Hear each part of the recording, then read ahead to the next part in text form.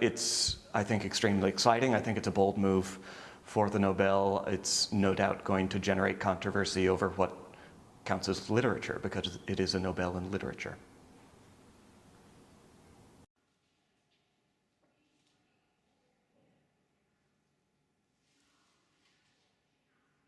I think there will be controversy, and that's perhaps all to the good. It will get people talking about the Nobel in literature.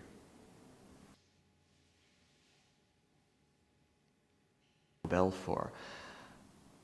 I think it forces us to think carefully about what counts as literature and to think about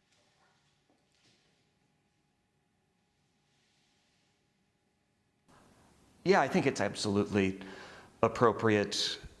I think the pressure that it exerts on the notion of what literature can be is crucial and is really timely to rethink the idea that Bob Dylan is fundamentally a singer and a songwriter, and that the literary moment in that process of composition is critical, but that doesn't mean that the final product is only a literary product or something you read on the page. It's something that lives. Exception. By and large, people know him through his songs, and I think in our culture, and certainly the kind of elite culture that surrounds something like the Nobel Prize, we tend to separate out literature from performance. Literature is something that you read on the page, but there's, of course, an extremely long tradition of performed literature going all the way back to Homer, and in fact,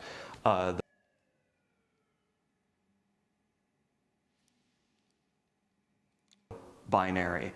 And also, let's be honest, I mean, if it's Bob Dylan, that's one thing to give the Nobel Prize in Literature. It's very different from giving it to just about any other musician in the post-war era. Obviously, his lyrics have enormous poetic ambition, even though I maintain that they are song lyrics rather than poetry.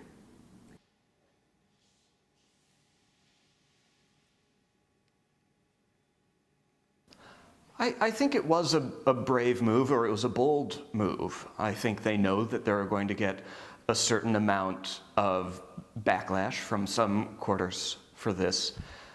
I think also that they have already laid out their reasons for doing it in the citation, saying that it was for Dylan's contribution to literature within the context of American song is, I think, exactly the right way to put it. It's not trying to